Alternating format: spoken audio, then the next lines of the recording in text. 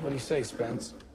Hey, Squeeb, how many cops get to do their time in Gen Pop? Yeah, we have a little going away message for you. Come up, Spencer.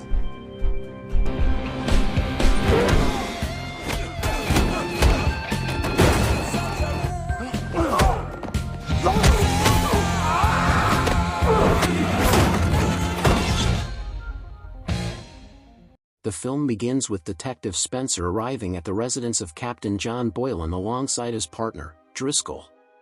Spenser storms into the house and finds Boylan intoxicated, while his wife appears bruised and injured. In a voiceover testimony to a judge, Spenser explains that he visited Boylan to confront him about his alleged involvement in covering up the murder of a woman named Gloria Wisniewski. The situation escalated quickly, and Spenser ended up viciously beating Boylan, claiming the man deserved it. Fast forward 5 years, Spenser is nearing the end of his prison sentence. In the library, he is approached by a fellow inmate named Squeeb, a member of a white supremacist gang. The group gathers around to deliver Spenser a parting message, leading to a brutal brawl where Spenser takes on all of them before his release. Outside, he is picked up by his longtime friend Henry Somoli. To Spenser's irritation, his ex-girlfriend Sissy Davis also shows up at the prison, intending to give him a ride, but he and Henry quickly drive off together. Henry takes him to a new place where Spenser's dog, Pearl, still lives, although she seems more attached to Spenser's new roommate, Hawk, than to Spenser himself. Later that evening, Boylan is driving home, while talking to his daughter on the phone. As he passes a bus yard, a truck slams into his vehicle. Several masked men pull him from the wreck, savagely beat him, and accuse him of speaking to someone about their secrets. One of the attackers then kills him with a machete, all while his daughter listens in horror. The next morning, nurse Letitia Graham discovers her husband, Terrence, dead in their car from a gunshot wound to the head. Devastated, she breaks down as neighbors rush to the scene. News of Boylan's murder spreads quickly, and Spenser immediately becomes the prime suspect. Although Driscoll and another detective confirm Spenser's alibi, the rest of the department despises him and believes he had a role in the killing. Trying to move on, Spenser begins working as a truck driver. But when the media begins blaming Terrence for being involved and suggests he committed suicide out of guilt, Spenser becomes determined to uncover the truth. He had known Terrence well and firmly believed in his integrity as a police officer. Spenser visits Letitia, who tells him that police raiding her house seemed to know exactly where to find planted drugs. She also mentions Terrence had planned to meet Boylan at a local cop bar the night he died. Spenser heads there and speaks with a detective who might have had insight into Boylan and Terrence's relationship. Although Spenser apologizes for the past, other cops loyal to Boylan show up and beat him before throwing him out. Later, Spenser retrieves surveillance footage from a nearby bodega showing Boylan and Terrence talking outside the bar. He takes the footage home, reviewing it with Hawk. Spenser then visits the crime scene again, searching for overlooked clues. At a gym, he questions Driscoll, who denies involvement, but Spenser grows suspicious after finding a toothpick, Driscoll's known habit.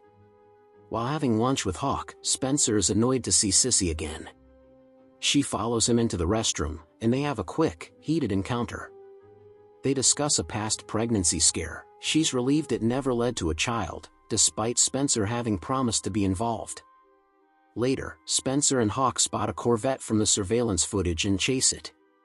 Spenser is attacked by a guard dog, but Hawk manages to get the license plate. They trace it to an Irish mob enforcer named Tracksuit Charlie Bentwood.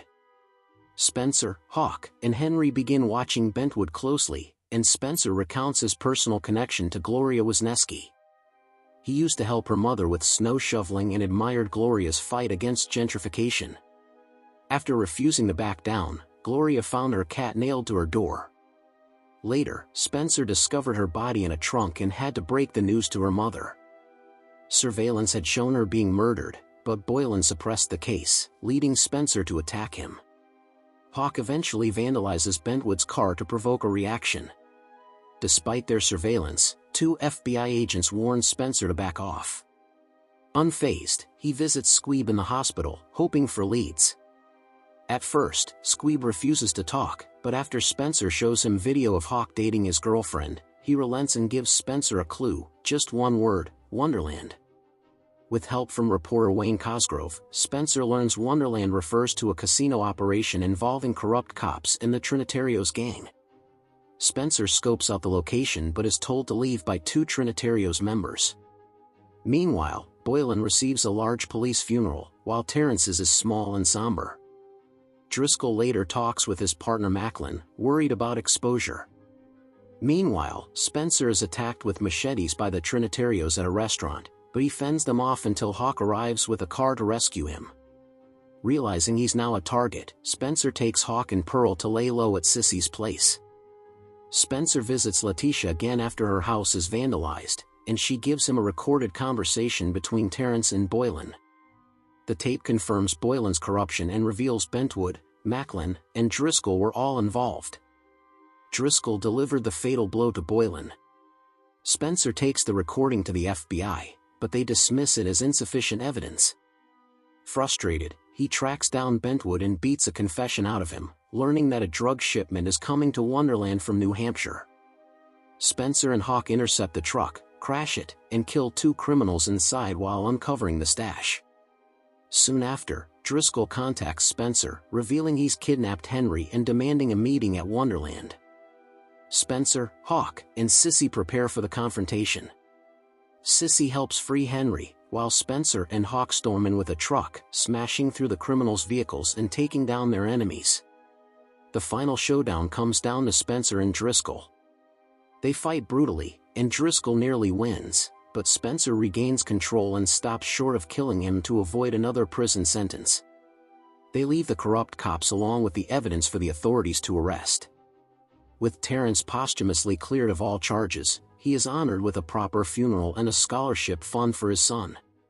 Spenser, Hawk, Sissy, and Henry celebrate over lobster, but the moment is short-lived. A news report plays about a church fire from 2 years ago, with the Boston fire chief being arrested. Spenser reveals he knew the man, leaving his friends with the uneasy feeling that he's about to dive into another case.